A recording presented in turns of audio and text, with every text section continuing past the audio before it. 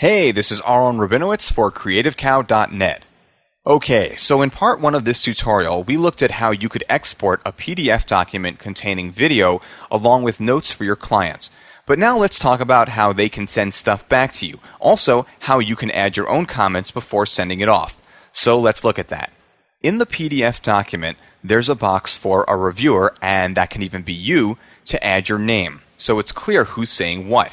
That's right, you can have comments from multiple reviewers. Think of it like Ebert and Roper for your client video. Well, I liked frame 28, so I'm going to give it a thumbs up. Well, frame 28 was good, but it could have been better. If you look at Aaron's earlier work, such as frame 12 and 14, you can really see that he put his heart and soul into it. Not so much here. I'm going to have to give it a thumbs down. Okay, so maybe it's not exactly like that, but many people can comment on your work and can do it on a specific frame of video. So before shipping this off, I'm going to add in a comment like, don't worry about the colors. Compression takes out some of the vibrancy. When this goes to air, it'll look really sharp. Then I'll click the little save button here, which locks the comment in. Once that's done, the text on this frame cannot be altered unless you hit add. Okay, that done, I'll exit the document and click yes to save it. Then I'll just send it off via email. Now, when my client, and we'll just call him Bob, opens the PDF, he'll see my notes and can comment on the notes or just add new comments. For example, Bob sees this spot here where I'm using pink to indicate a particular area. He doesn't like it. He's thinking, this is a video for construction workers to watch. So he tells me that until they come up with a manly shade of fluorescent pink or it turns back to 1982, that color is off limits. Okay, complete side note here. I live in the Upper East Side of Manhattan, and if you walk past the Lexington Avenue subway toward Central Park, you hit the more affluent area. For some reason, a lot of rich men are walking around wearing pink pants. I don't mean like a few here and there. I mean, I see it every day. I'm not judging. I'm just sharing. Maybe it's some kind of uniform that the man has to wear when he's off duty. I don't know. Okay, so now Bob saves the file and passes it on to Bernice, who has the final say on every aspect of this project.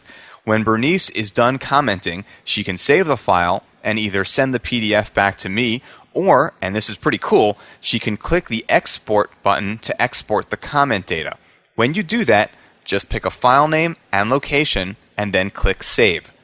At this point, you may get a security warning, and I think that's because Acrobat is trying to save the file to multiple locations, the place you chose to save it, and in an email. I'll click yes to continue, and at this point, it'll come up as an email, which you can then edit as needed and then send out. Now, back at the ranch, if you happen to live or work on a ranch, do they actually have animation ranches? Anyway, back at your location, ranch or otherwise, you've received the email and downloaded the file. Now, it's a simple matter of importing the file into After Effects. By the way, if your client sent you the full PDF for some reason, that's okay too. You can always open the PDF and export these comments yourself, as we've covered here. Anyway, to bring these in, make sure that you're in the correct composition and choose File, Import, Adobe Clip Notes Comments. Navigate to the Clip Notes and then click Open. Hooah! Check it out, baby! The comments are now in the timeline, and if you double-click on a marker, you can see the full comment. No more guessing about when, where, and what your clients are talking about when they send you notes. In case you're wondering, if you choose to import the Clip Notes comments into the wrong composition, After Effects will warn you, but it will still allow you to continue to do so if you choose to. Obviously, this whole thing can clear up a lot of the confusion that you get in projects that involve more than 2 people, or even small ones if the other person, or you, but I'm sure not you, has trouble communicating. If you don't see the benefit of using clip notes, then like my Uncle Ebenezer always used to say, you're a dang fool that never saw the worth of nothing.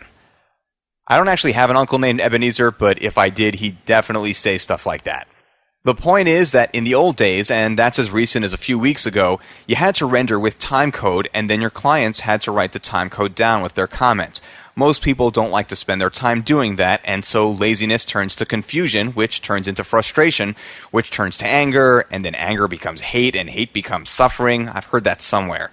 But with clip notes, you don't have to suffer anymore, unless your client is still giving you notes like, make the text more floaty, or turn the particles topwise, or some other nonsense.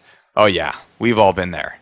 One last thing. I want to quickly mention that clip notes are also a feature available in Adobe Premiere Pro CS3 as well.